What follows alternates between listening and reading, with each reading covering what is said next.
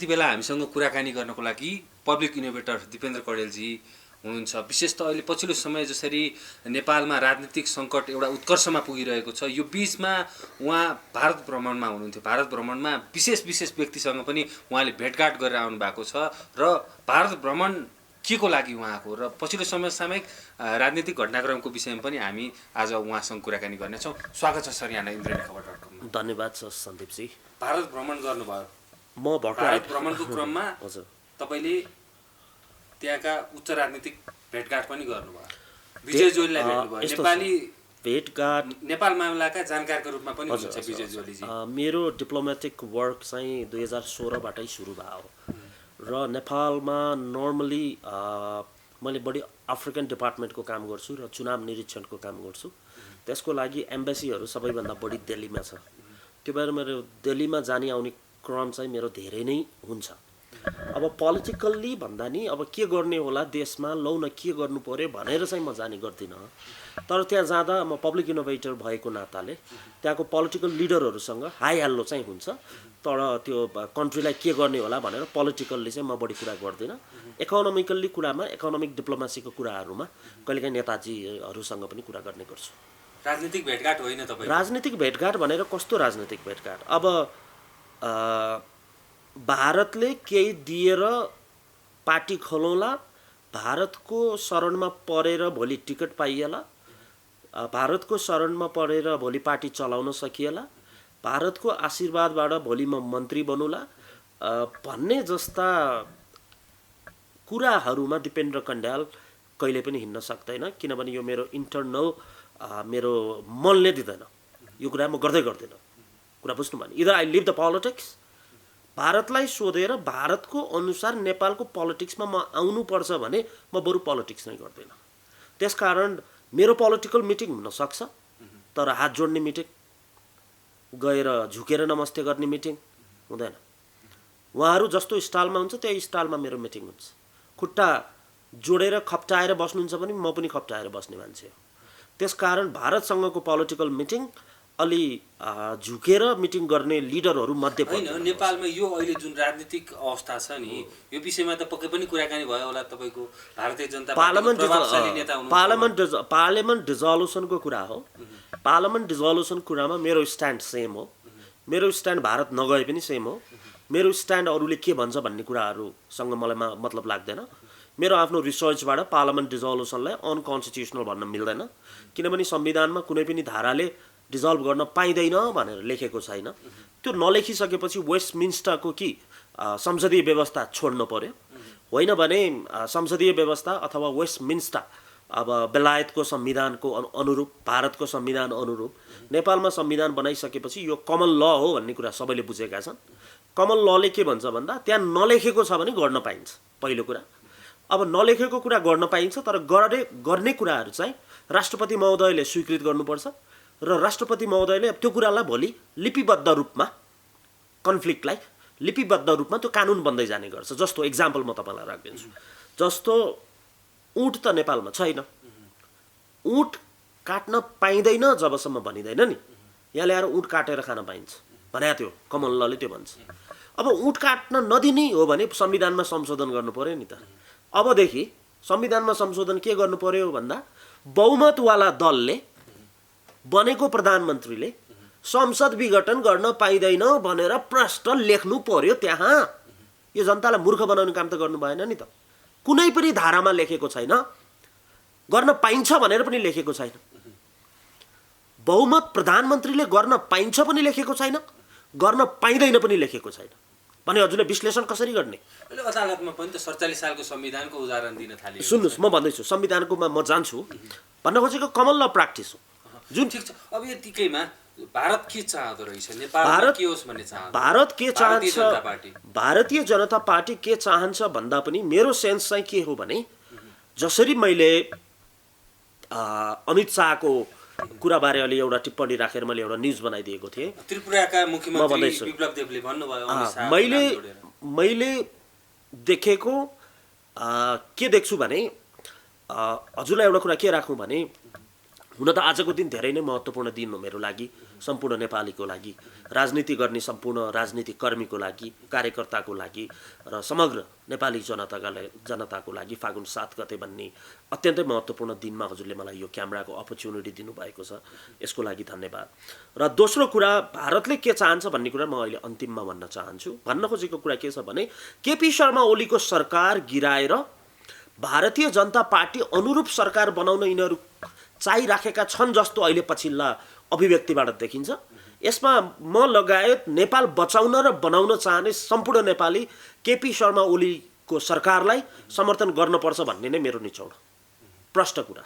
र जुन तरिकाबाट अहिले भारतले हामीलाई भाजपाको सरकार भनेको छ, जसरी केपी शर्मा ओलीको पार्लियामेन्ट डिजोल्युसनको मुद्दा आएको छ, मलाई लाग्छ अब समग्र नेपाली जनताले केपी शर्मा ओलीको सरकारलाई हटाउन चाहने विदेशी तत्त्वलाई निस्तेज पार्नको लागि हामी सबै नेपाली एक हुनुपर्छ भन्ने नै मेरो भारत भ्रमणको निष्कर्ष हो। पत्रकार महोदय, के गर्दै हुनुहुन्छ, के तयारीमा हुनुहुन्छ तपाईँहरू? अब सुन्नुहोस्, म केपी शर्मा ओलीको के तयारी भन्ने कुराहरूमा म त्यसमा चाहदिनँ। म आज केही कुराहरू राख्न चाहन्छु। मेरो पोलिटिकल आइडियोलोजीको आज सुरुवात गर्ने दिन हो। यो दिनलाई म अलिकति डिफ्रेन्ट वेबाट म केही कुराहरू राख्न चाहन्छु हजुरसँग। आज फागुन 7 2077 होइन, प्रजातन्त्र आएको दिन होइन, प्रजातन्त्र आएको दिनको सम्झना गर्ने दिन हो आज। आज आएको त होइन नि त, ठिक छ? त्यो दिनको सम्झना गर्ने हो जुन दिनको 1995 तिर होला सबभन्दा पहिलो पार्टी नेपालमा राष्ट्रिय प्रजा परिषद, जो नेपालको धरतीको माटो अनुसार पार्टी बनेको थियो। त्यो पार्टी दशरथ चन्दहरू सहितको जो पार्टी थियो, त्यो पार्टी पश्चात हजुरले 1947 को आन्दोलनको कुरा गर्नुपर्छ। त्यो भनेको भारतको ब्रिटिसहरूसँग उनीहरू स्वतन्त्र भएको टाइम हो। त्यो टाइमको आन्दोलनको मुभमेन्टले भारतमा कांग्रेस आई भन्ने जन्मियो। त्यसको अफिलिएसनमा नेपालको कांग्रेस पार्टी बनेको भन्ने कुरा यो बुझ्नु पर्यो। कुरा बुझ्दै हुनुहुन्छ तपाईले? 2003 सालमा नेपाली कांग्रेस पार्टी बन्यो। त्यसपछि कम्युनिस्ट पार्टीको पनि भारतको हुन्छ भने हामी बाहिरको किन नहुने भनेर बाहिरको मार्क्सवाद र लेनिनवादको कुरा गरेर कम्युनिस्टहरू आउन थाले। त्यसकारण म भन्दैछु तपाईलाई आज माइकमा, कम्युनिस्ट र कांग्रेस पार्टी यो दुवै नेपालको धरतीमा बनेको पार्टी होइन। यो दुवै पार्टी बाहिरको आयातित एजेन्डामा बनेको पार्टी हो। कुरा बुझ्दै हुनुहुन्छ? भलै 2007 सालमा प्रजातन्त्र, राणा शासन फालेपछि प्रजातन्त्र आयो र त्यो पहिलो प्रजातन्त्र ल्याउनको लागि हुनुभएका शहीद, गर्नुभएको योगदान सम्पूर्ण पोलिटिकल लिडर्सहरू जो बितिसक्नु भएको छ, सम्पूर्ण नेपाली नागरिकहरू जो हुनुहुन्न, कोही हुनुहुन्छ हैन, उहाँहरू सबैलाई म सम्मान गर्ने दिन हो र आज म सम्मान गर्न चाहन्छु। र अर्को कुरा, त्यही दिनबाट 2007 साल, आजबाट होइन, आज सम्झना गर्ने दिन हो। आज प्रजातन्त्र आएको दिन होइन, यो कुरा बुझ्नुस् है। आज प्रजातन्त्र आएको दिन होइन, प्रजातन्त्र आएको दिनको सम्झना गर्ने दिन आज हो। कुरा भन्नु भने त्यो दिनबाट नेपाली नागरिकले आफ्नो अभिव्यक्तिको स्वतन्त्रता को हक ल्याएको दिन हो, बोल्न पाउने हक ल्याएको दिन हो। आज त्यही हकलाई, हुन त बीचमा 17 देखि 46 सम्मको, 45 सम्मको त्यो बीचको पञ्चायत काल भनेर भन्ने गरिन्छ। अब पोलिटिकल्ली पञ्चायत काल गलत थियो होला, तर आर्थिक रूपमा पञ्चायत कालले जति गरेको अहिलेसम्ममा चाहिँ अरूले गर्न सकेका छैनन्। यो एउटा यथार्थ हामी लिन्छौँ। त्यसपछि यो दिनलाई हामी स्वतन्त्रताको हक प्राप्त गरेको दिन हो। त्यसकारण आज म त्यो हक संविधानमा पनि देख्छु। त्यो हकको कारण आज म बोल्न पाएको छु, हजुरले प्रश्न राख्न पाउनु भएको छ। हामी नेपाल बाहिरको राजनीतिक रूपमा पनि हामी कुरा गर्ने गर्छौँ। त्यसकारण यो दिनलाई म त्यसरी सम्झिन चाहन्छु। स्वतन्त्रताको हक भनेपछि जनताले बोल्न पाए, बोल्न पाइन्छ। प्रजातन्त्र आयो, बोल्न पाइन्छ भन्ने बित्तिकै एउटा भर्खरै भाइरल भएको नेत्रीको याद आउँछ मलाई। झाँक्रीजी, बोल्न पाइन्छ, त्यो याद आयो मलाई। बोल्न पाइन्छ राणा शासन हटाएर प्रजातन्त्र ल्याएको हो। बोल्न पाइन्छ, बोल्न पाइन्छ। 40 सालमा प्रजातन्त्र ल्याइयो, बोल्न पाइन्छ। फेरि राजतन्त्र हटाएर गणतन्त्र ल्याइयो, बोल्न पाइन्छ। पत्रकार महोदय, राजतन्त्र हटाएर गणतन्त्र ल्याएको देश हो यो, बोल्न पाइन्छ। झाँक्रीजी पनि बोल्न पाउनुहुन्छ, तलमाथि केही छैन यहाँ। तर झाँक्रीजी, यो छाडातन्त्र चाहिँ होइन, यो गणतन्त्र हो, यो छाडातन्त्र चाहिँ होइन। धेरै देखाएको छु मैले के भनेको त्यो सेतो साडी भनेर। आज एउटा नारीले अर्को नारीले लगाएको सेतो साडीको भ्यालु राख्दैन। त्यो नारीबाट नेपालका जनताले के आशा गर्ने?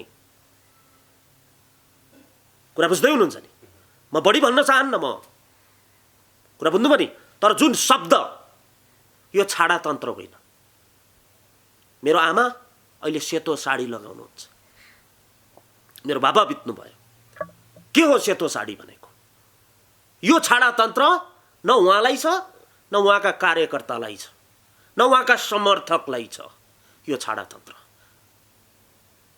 देशको राष्ट्रपतिको त म कुरा गर्न चाहन्न, पोलिटिकल्ली डाइभर्ट गर्नु होला उहाँहरूले। विद्यादेवी भण्डारीको सम्माननीय प्रधान राष्ट्रपति महोदयको पक्ष लियो भन्नु होला, ठिक छ, म त्यहाँ जान चाहन्न। तर राष्ट्रपतिको मात्र होइन, प्रत्येक नेपालीको साडीको पनि रक्षा गर्नुपर्छ। प्रत्येक महिलालाई उहाँले प्रहार गर्नुभएको छ, मेरो आमालाई पनि प्रहार गर्नुभएको छ उहाँले। के भनेको थियो? सेतो साडी भन्दैछु म, मलाई बोल्न दिनुहोस्। बोल्न पाइन्छ, उहाँले नै भन्नुभएको छ। तपाईँ उहाँले बोल्न पाइन्छ भन्नुभएको छ, तपाईँले बोल्न नदिने। बोल्न पाइन्छ भनेर त्यस्तो एट्याक भइसक्यो, राष्ट्रपतिलाई चुनौती भइसक्यो। मलाई त बोल्न दिनुहोस् न। बोल्न पाइन्छ, बोल्न पाइन्छ, बोल्न पाइन्छ। राष्ट्रपति महोदयलाई बालकोट गए हुन्छ भनेर के भनेको थियो? बालकोट भन्ने बित्तिकै केपी शर्मा ओलीको निवास भन्ने बुझिन्छ। मैले चाहिँ त्यो बुझ्छु। केपी शर्मा ओलीको निवास गए हुन्छ भने के हो? त्यो भने के हो?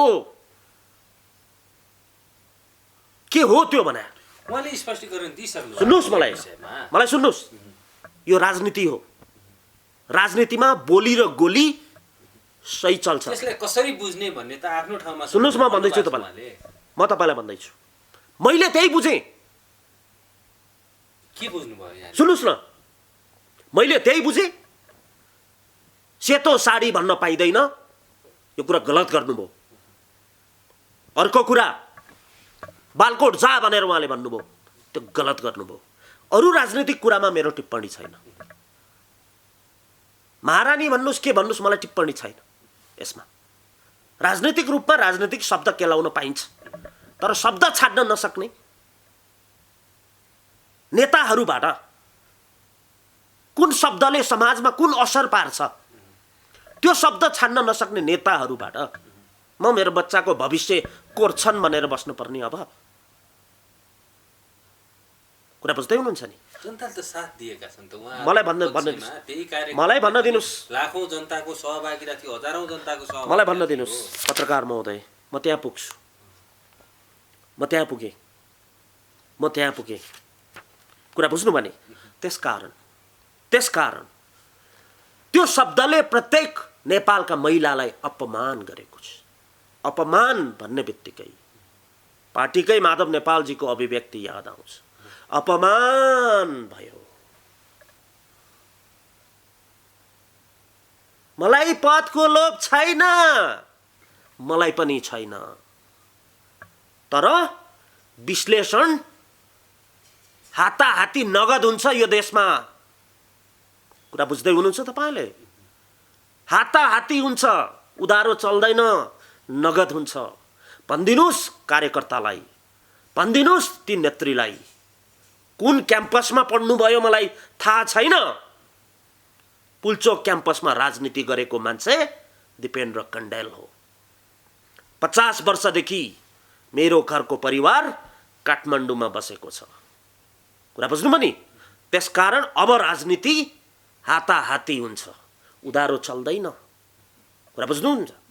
त्यसकारण एउटा कुरा हजुरले भन्नुभयो मलाई, एउटा कुरा म एउटा कुरा हजुरले के भन्नुभयो भने समर्थन कसको हो? समर्थन कुरा बुझ्दै हुनुहुन्छ नि?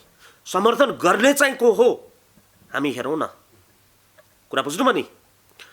अहिले देखिएका त्यो जुलुसमा, अहिले देखिएको त्यो मञ्चमा, अहिले देखिएका ती समर्थकहरूमा आज मैले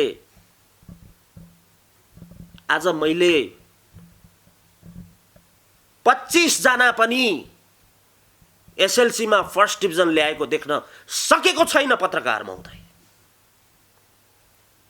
बोल्न दिनुस् मलाई। सर्वे गर्नुभयो तपाईले? कुरा खोल्नुहोस् टाउको, जोड्नुहोस् टाउको। त्यस कारणले गर्दा के यो देश गरिबको मात्रै हो? के यो देश काम गर्न नपाउनेको लागि मात्रै हो? यो देशमा ल्यान्ड रोभर चल्नेको लागि पनि यो देश हो। यो देशमा डक्टरको लागि पनि देश हो। भोटको भ्यालु एउटै हुन्छ पत्रकार महोदय। सधैँ सर्वहाराको आवाजमा 2500 दिएर काठमाडौँ आउन सक्ने कार्यकर्ता थुपारेर काठमाडौँमा अब राजनीति चल्न सक्दैन। चित्र गरिब जनताको उपेक्षा गर्दै हुनुहुन्छ तपाईँ दिपेन्द्र कणेलजी। पत्रकार महोदय मलाई बोल्न दिनुस्। कुरा बुझ्नु पनि, जसरी फर्स्ट डिभिजनलाई उपेक्षा गरिएको छ यी राजनीतिक दलहरूले, आज फर्स्ट डिभिजनका मान्छेलाई किन राखिएन? मैले उपेक्षा गरेका छैन। नेपालका फर्स्ट डिभिजनहरूलाई राजनीतिमा किन ल्याएनन्? त्यो भनेको हो मैले। कुरा बुझ्नु पनि? त्यसकारण जनता सामाजिक काममा भने जस्तै ल्यान्ड क्रुजर चढ्नेहरू त राजनीतिमै छन्, पदमै छन्। पक्नुहोस्, म हजुरलाई भन्दैछु, मलाई भन्न दिनुस् न। तपाईँलाई जनता, धेरै जनता छ यो देशमा। कुरा बुझ्नु पनि? जातको आधारमा राजनीति भयो, धर्मको आधारमा राजनीति भयो, वर्गको आधारमा राजनीति भयो, वर्णको आधारमा राजनीति भयो। कुरा बुझ्दै हुनुहुन्छ नि? तर जसरी राजनीतिमा, जसरी नेपालका अब्बल दर्जाका मान्छेहरूलाई उपेक्षित गरेर जो राजनीति गरिँदैछ नि यो देशमा, यो परिवर्तन गर्नको लागि दिपेन्द्र कण्डेलले बाटो कोर्छ। सन्दीपजी, एउटा कुरा म भन्दैछु तपाईँलाई, दल खोलेर पक्नुहोस् न। हजुरको प्रश्न आउँछ, धेरै निर्वाचनमा सहभागी हुनुहुन्छ तपाईँ? धेरै प्रश्न हजुरले गर्न पाउनुहुन्छ। मलाई केही कुरा राख्न दिनुस् पत्रकार महोदय, त्यसपछि चर्काचर्की गरौँला। आज अब म यो आजको दिन अर्थात् पहिला मलाई मेरा कुराहरू राख्न दिनुस्। प्रश्नको लागि मलाई त्यो छैन। 2077 साल फागुन 7 गते म प्रजातन्त्रको लागि र देशलाई आर्थिक अवस्थामा अगाडि बढाउने, योभन्दा पहिला मैले आर्थिक आन्दोलनको घोषणाको कुरा गरेको थिएँ पत्रकार महोदय। राजनीतिक रूपमा देश सही दिशामा छ अहिले। कुरा बुझ्दै हुनुहुन्छ? रवण्डा बनाउने आन्दोलनलाई विश्राम दिएको छ यो देशमा। अब आर्थिक आन्दोलनको जरुरी छ। आर्थिक आन्दोलन भनेको साइन्स एन्ड इन्जिनियरिङको टेक्नोक्रेटिक मुभमेन्टको गभर्मेन्ट हुन्छ पत्रकार महोदय। त्यही गभर्मेन्ट बनाउन नसक्दा कुनै पनि आन्दोलनबाट बनेका बहुमतका सरकारले देश विकास गर्न सकेन। त्यही कारणले टेक्नोक्रेटिक गभर्मेन्ट भनेर मैले हजुरको मिडियामा पनि भनेको थिएँ पत्रकार महोदय। र यो देशलाई आर्थिक अवस्थामा अगाडि बढाउनको लागि शहीदहरूको सम्झनालाई, सपनालाई साकार पार्ने उद्देश्यका साथ प्रजातन्त्र दिवसको उपलक्ष्यमा देशको आर्थिक अवस्था जो शहीदहरूको सपना थियो, त्यो सपनालाई साकार पार्नको लागि जसरी भारतको अफिलिएसनमा बनेको नेपाली कांग्रेस चुकेको छ, त्यसै गरी विभिन्न रसियाको भ्लादिमिर लेनिनको, जर्मन फिलोसोफर कार्ल मार्क्सको सिद्धान्त, चाइनाको माओ सिद्धान्तबाट आएका दलहरू चुकेका छन्। अब दिपेन्द्र कण्डेलले टेक्नोक्रेटिक मुभमेन्टको लिड गरेर यो देशमा आर्थिक अवस्थालाई अगाडि बढाउने काम गर्नको लागि मैले लकडाउनको बीचमा 40 बुँदे माग सहित आर्थिक आन्दोलनको घोषणा गरेको थिएँ पत्रकार महोदय। अब म नेपालमा नयाँ गठबन्धन बनाउने आज म प्रजातन्त्र दिवसको दिनमा म भर्खर बाहिरबाट आएको छु। यो दिनमा म सम्पूर्ण नेपालीको अगाडि देशलाई आर्थिक अवस्थामा अगाडि बढाउन नयाँ गठबन्धन बनाउने पनि म घोषणा गर्न चाहन्छु। पत्रकार, गठबन्धनको कुरा गर्नुभयो, कस्तो गठबन्धनको कुरा गर्नुभयो यहाँले? गठबन्धनको काम के हो, गर्ने के हो, विधान के हो, कस्ता मान्छे राखिन्छ, यो सबै कुरा आउँछ टाइममा। तर आजको यो दिनलाई मैले शुभ साहित्यको रूपमा लिएको छु। पत्रकार महोदय, बहसका क्रम धेरै अगाडि बढ्नेछ। तर कांग्रेस अथवा कम्युनिस्ट मलाई भन्न दिनुस्, पार्टीसँग गठबन्धन हुन्छ तपाईको? मलाई भन्न दिनुस्। पहिला गठबन्धन, त्यो गठबन्धन बन्छ, टेक्नोक्रेटिक मुभमेन्ट चलाउने गठबन्धन बन्छ। त्यो गठबन्धनमा नेपालमा भएका, नेपाल सरकारले स्कलरसिप दिएको, पढाइमा अब्बल भएकालाई थोरै पैसामा पढाएको, क्याम्पसमा स्कलरसिप दिएको ती व्यक्तिहरू जो म पनि हुँ, विदेशमा भएका नेपालीहरूले पठाएको पैसा अनुसार भएको आर्थिक क्रियाकलापमा ट्याक्स तिरेर, हजुरको ट्याक्स तिरेर, त्यो ट्याक्सबाट स्कलरसिप सरकारले दिएर त्यो स्कलरसिपमा पढेका ती नेपाली जनताहरूलाई त्यो सरकारको ऋण चुकाउने बनाउनको लागि, कुरा बुझ्दै हुनुहुन्छ तपाईँ, त्यो अब्बल दर्जाका नेपाली नागरिकलाई नेपाल सरकारको स्कलरसिप लिएर, विदेशी नै होइन, त्यो स्कलरसिप लिएर देश बनाउनको लागि अब्बल दर्जाका एसएलसीमा फर्स्ट डिभिजन आएका ती नेपाली नागरिकहरूलाई अब राजनीति भन्दा बाहिर जान छुट छैन। पत्रकार महोदय, आज म पुल्चोक क्याम्पसमा पढेँ। पत्रकार महोदय, म स्कलरसिपमा पढेको हो। तर एउटा इन्जिनियर बन्न 6 लाख रुपियाँ खर्च हुन्थ्यो। त्यो पैसा ट्याक्सले तिरेको छ। मैले 4000 तिरेको हो वर्षको, बाँकी पैसा नेपाल सरकारले तिरेको छ। कुरा बुझ्दै हुनुहुन्छ नि? त्यो पैसा हजुरको ट्याक्सबाट आएको पैसा। अब मलाई छुट छैन यो देशमा। कि देश छोड्नु पर्यो, भाग्नु पर्यो, देशमा बस्ने हो भने ती अब्बल दर्जाका नेपाली नागरिकलाई अब छुट छैन।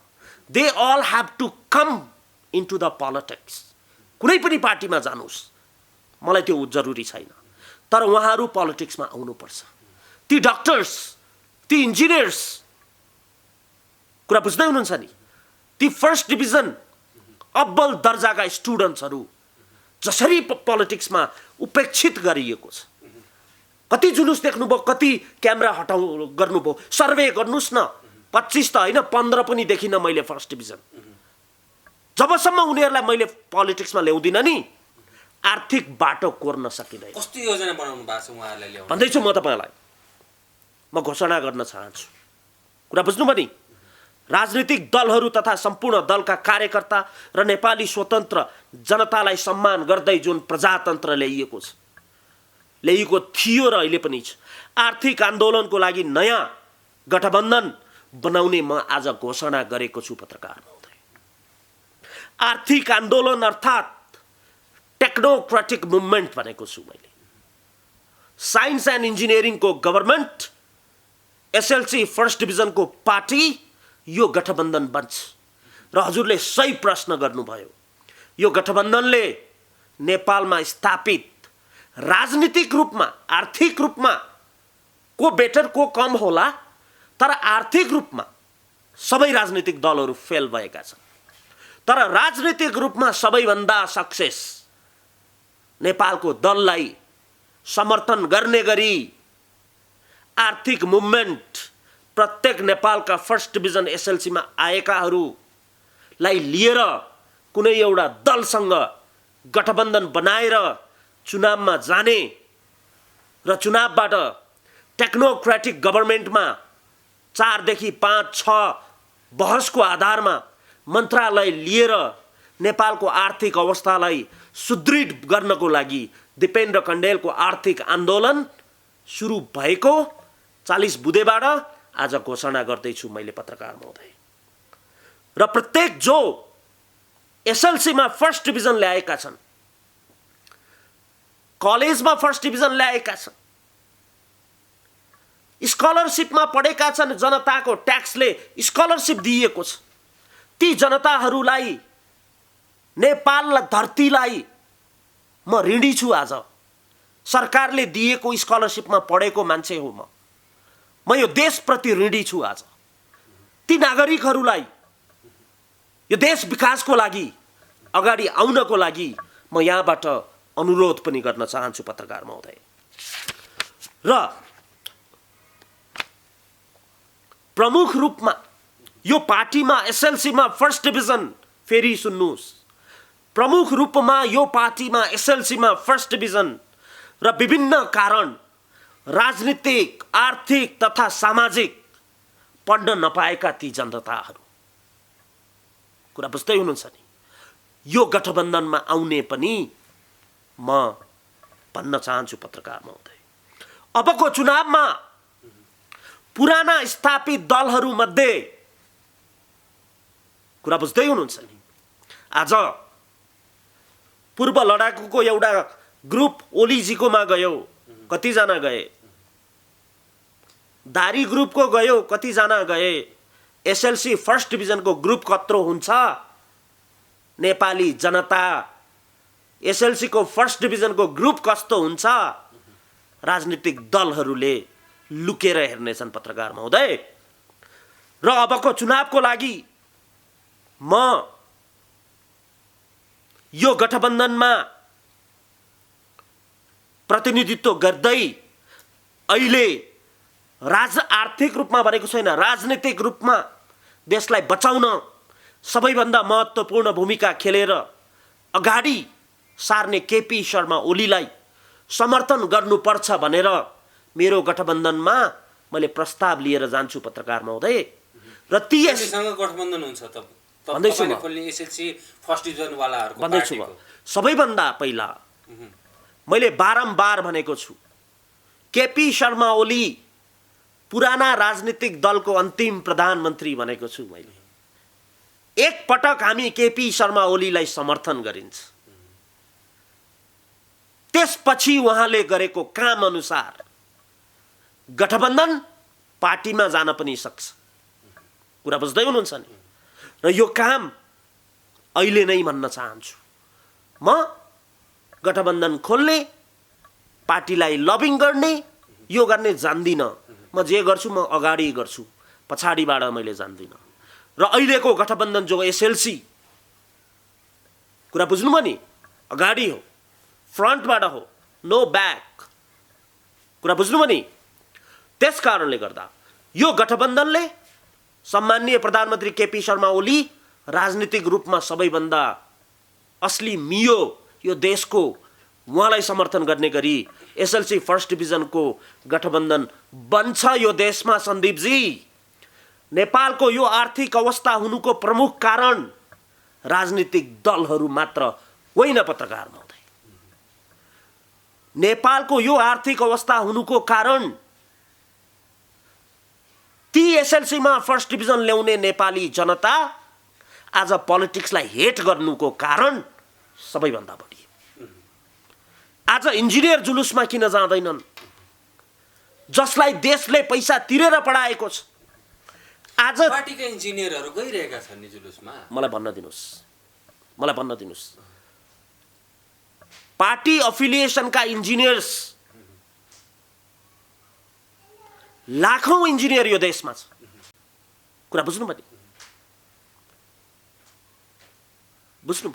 पार्टीगत रूपमा पार्टीले बनाएका इन्जिनियर्सहरू कति गए भन्ने कुरा होइन। एसएलसी फर्स्ट डिभिजनवाला मान्छे नेपालको पोलिटिक्स मन नपरेर विदेशिएका छन्, नेपालको पोलिटिक्स मन नपरेर विदेशिएका छन्। ती नागरिकलाई नेपालमा बस्नुपर्छ, स्कलरसिप लिएर पढेको छ, नेपाल सरकारलाई समर्थन गर्नुपर्छ, नेपाललाई बनाउनुपर्छ भन्ने अभियान दिपेन्द्र कण्डेलले आज सुरु गरेको छ पत्रकार महोदय। र असली कति छ मान्छे म देखाउँछु। इन्जिनियर कति हुन्छ, डक्टर कति, एक मिनट छोड्नुहोस् न, इन्जिनियर कति हुन्छ, डक्टर कति हुन्छ, फार्मासिस्ट कति हुन्छन्, चार्टर एकाउन्टेन्ट कति हुन्छन्, म्यानेजमेन्ट पढेका कति हुन्छन्, लिगल ल पढेका कति हुन्छन्, खुला मञ्चमा कति आउँछन्, त्यो पनि म देखाउँला पत्रकार महोदय। बारम्बार 20 लाखको शब्द बोल्ने मान्छे हो म, बारम्बार। कुरा बुझ्दै हुनुहुन्छ नि? त्यसकारण all the first division students have to be together for the economic movement and technocratic movement in Nepal, पत्रकार महोदय। कुरा बुझ्दै हुनुहुन्छ नि? त्यसकारण म आज यो दिवसको उपलक्ष्यमा नयाँ गठबन्धन बनाउने घोषणा गरेको छु र मैले एक मिनट बोल्न दिनुस् मलाई। त्यो तयारी एक मिनट छोड्नुस् न। 20 लाख जनताले साथ दिन्छन् तपाईलाई। एक मिनट छोड्नुस् न। मैले घोषणा गरेको छु आज। एक मिनट रुक्नुस् न। मैले आज घोषणा गरेको छु। आज म एक्लै छु। ओके? सिम्पल आन्सर तपाईको। घोषणा गरेको दिनमा दिपेन्द्र कण्डेल एक्लै छ। म 20 जना जोडेर म घोषणा गर्नेवालामा पर्दिन। अब हेर्नुस् मैले कति निकाल्छु मान्छे। कुरा बुझ्दै हुनुहुन्छ? एक मिनट छोड्नुस् न तपाई। एक मिनट छोड्नुस् न। छ कि छैन आज नसोध्नुस् न। आज मैले घोषणा गरेको छु। एकपटक सडकमा एक मिनट छोड्नुस्। एक मिनट छोड्नुस्। एक मिनट छोड्नुस् न तपाईले। आज मैले घोषणा गरेको छु। घोषणा गरेको दिनमा दिपेन्द्र कण्डेल एक्लै थियो भन्ने मात्रै बोल्नुस् यहाँ। कुरा बुझ्नु भने? आज म एक्लै छु। कुरा बुझ्नु भने? र मिसन मैले सुरु गरेको छु। र म हावामा ढुङ्गा हान्ने मान्छे होइन। भारतबाट फर्किने एक मिनट यो मिसन किन? एक मिनट मलाई बोल्न दिनुस् न। बोल्न पाइन्छ त्यत्रो भनिसके। एक मिनट रोक्नुस् न। मेरा बोली मैले गरेका कुराहरू घरमा गएर भिडियो हेर्नुस् अनि प्रश्न बनाउनुस् अनि आउनुस्। भारतीय जनता पार्टीका प्रभावशाली नेतालाई भेटिसकेपछि तपाईको यो मिसन किन? एक मिनट सुन्नुस्, मलाई बोल्न दिनुस्। हेर्नुस् सन्दीपजी, तपाईले नचिन्दै राजनीति गरे मान्छे हो मैले। हो यो किताब छ नि 2016 मा 17 मा निकालेको मैले। तपाईले मलाई चिन्नु भएको थिएन के? म काठमाडौँ उपत्यकाको राजनीति असली खेलाडी हो यो देशमा। यो कुरा बुझ्नु होला तपाईले। काठमाडौँ, भक्तपुर र ललितपुरको नेपाली जनता, ती अब्बल नागरिकहरू इन्जिनियर दिपेन्द्र कण्डेलको गठबन्धनमा, कुरा बुझ्दै हुनुहुन्छ नि, आउँदैछन् पत्रकार महोदय। र यो किताब 2017 को हो। र म एकैपटक देश बनाउन सक्ने मान्छे होइन। म एकैपटक पुरै देश बनाउँछु भन्ने मान्छे होइन। म पहिला काठमाडौँ उपत्यकाबाट मेरो मिसन सुरु गर्छु। मेरो पहिलो गठबन्धन काठमाडौँ, भक्तपुर र ललितपुर भित्रका नेपाली नागरिकलाई राखेर, असली नागरिकलाई राखेर, विदेशको पीआरडीबी नलिएका नागरिकलाई राखेर, अरूको नागरिकता लिएर यहाँ राजनीति गर्नेलाई नराखेर, असली काठमाडौँ उपत्यकाका नागरिकलाई राखेर गठबन्धन बनाउने घोषणा आज गरेको छु। तर यो प्लानिङ 2017 देखि गरेको हो र आज 4 वर्ष भएको छ। र यो किताबले हजुरलाई छर्लङ्ग पार्छ। कुरा बुझ्दै हुनुहुन्छ तपाईले? त्यसकारण प्रत्येक काठमाडौँका नागरिकहरू, प्रत्येक काठमाडौँ, भक्तपुर र ललितपुरका ती नागरिकहरू, हामीले उपत्यका बनाउनु पर्ने समय आएको छ पत्रकार महोदय। त्यसकारण म फर्स्ट डिभिजन एसएलसीमा आउने, काठमाडौँ, भक्तपुर, ललितपुर अलायन्स अरूले खोल्न सक्छ अरू ठाउँमा, तर दिपेन्द्र कण्डेलले काठमाडौँ उपत्यकाको रिप्रेजेन्ट गरेर कुनै एउटा दल, अर्थात् पहिलो चरणमा केपी शर्मा ओलीलाई गर्नुपर्छ भन्ने प्रस्ताव पनि लाने गरी यो गठबन्धन मैले बनाएको हो पत्रकार महोदय।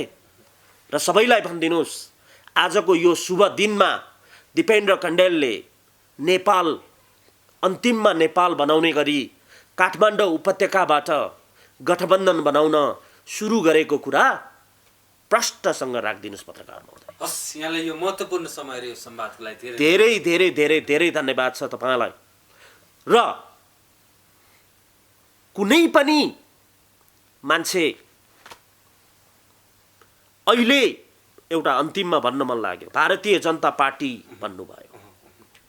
यो देशको माटोलाई माया गर्ने पार्टी, यो देशको पुर्खालाई सम्मान गर्ने पार्टी, यो देशको समाजलाई सम्मान गर्ने पार्टी, यो देशमा भएको धर्मलाई सम्मान गर्ने पार्टी, त्यो वर्ग, त्यो जात, त्यो वर्ण, त्यो लिङ्गलाई सम्मान गर्ने पार्टी मैले पाइनँ यो देशमा। पत्रकार महोदय, आज रसियाको भ्लादिमिर लेनिनको फिलोसफी चल्दैछ यो देशमा, जर्मन फिलोसफर कार्ल मार्क्सको फिलोसफी चल्दैछ यो देशमा, जहाँको समाज नेपाली समाजसँग मिल्दैन। भाजपाको लिडर नेपालमा भाजपाको अलायन्स खोल्नुपर्छ भन्ने अभिव्यक्ति दिएका छन्। मैले एउटा न्युज भनेको थिएँ, चाइनाको माओ आउँछ, रसियाको लेनिन, कार्ल मार्क्सको मार्क्सवाद नेपालमा आउँछ भने भाजपाको अलायन्स यहाँ आउनलाई प्रब्लम चाहिँ के भयो भन्ने एउटा मैले अभिव्यक्ति दिएको थिएँ पत्रकार महोदय। कुरा बुझ्दै हुनुहुन्छ नि? तर्क दिनुभयो तपाईले। तर्क दिएको थिएँ मैले। फरक के पर्यो?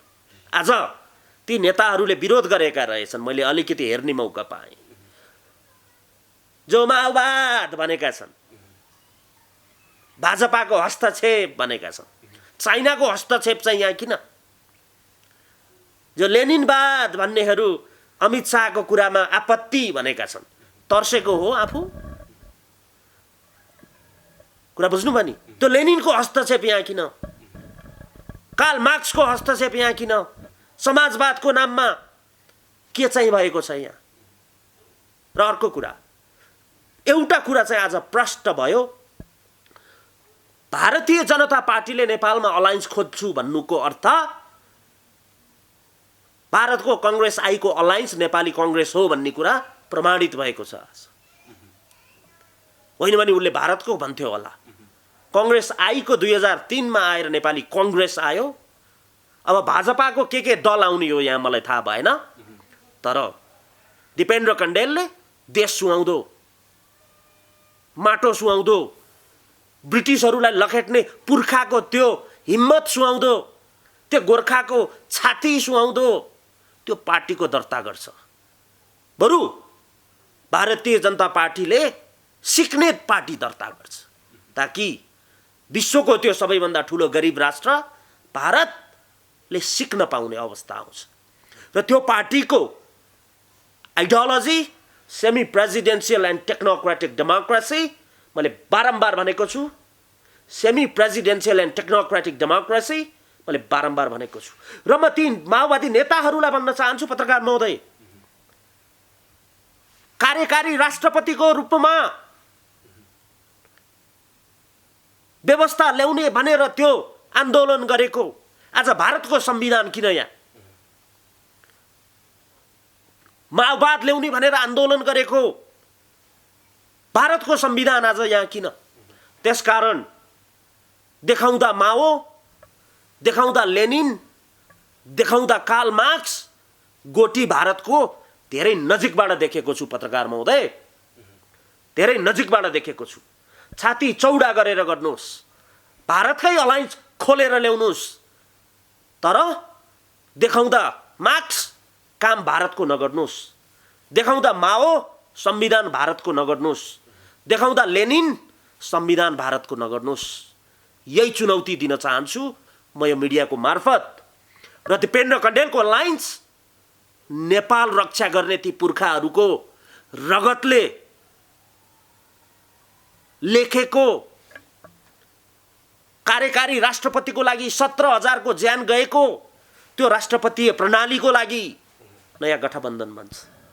यो संघीयताको लागि, जनमत संग्रह गर्नको लागि यो गठबन्धनले सरकारलाई प्रस्ताव गर्छ, प्रस्ताव भन्दा नि अनुरोध गर्छ। संघीयताको लागि, कार्यकारी राष्ट्रपतिको लागि, प्रत्यक्ष निर्वाचितको लागि त्यो शहीदको सपना हो। शहीदको सपना पूरा गर्ने भनेर जसरी आज हरेक नेताले भनेका छन्, सपना शहीदको कार्यकारी राष्ट्रपति हो। शहीदको सपना कार्यकारी राष्ट्रपति हो यो देशमा। र अर्थको सपना टेक्नोक्रेटिक गभर्मेन्ट हो यो देशमा। त्यसकारण अब्बल फर्स्ट डिभिजनमा आउने ती नेपाली नागरिकहरूलाई लिएर दिपेन्द्र कण्डेलले नयाँ गठबन्धन बनाउँछ। कुनै एउटा दलसँग मिलेर हामी चुनाव लड्छौँ र केही मन्त्रालयमा यो गठबन्धनका मान्छेहरू हामी पुर्याउँछौँ र त्यसपछि देशको खाका यदि कोर्न सकिन्छ भने नेसनल रूपमा भोलि काम गर्ने गरी दिपेन्द्र कण्डेलको अनाउन्समेन्ट फागुन 7 गते 2077 टेक्नोक्रेटिक गभर्मेन्ट बनाउने उद्देश्यका साथ, कार्यकारी राष्ट्रपति बनाउने उद्देश्यका साथ, संघीयता खारेज गर्ने उद्देश्यका साथ र नेपाल सुहाउँदो डेभलपमेन्ट, नेपाल सुहाउँदो संविधान, नेपाल सुहाउँदो विधान बनाउने गरी यो प्रस्ताव गठबन्धनमा राख्ने बाचा गर्दै हजुरले दिएको यो महत्त्वपूर्ण समयलाई धन्यवाद दिँदै बिट मार्न प्रस्ताव गर्छु पत्रकार महोदय। हस्, यहाँलाई धेरै धेरै धन्यवाद यो समयको लागि। Thank you.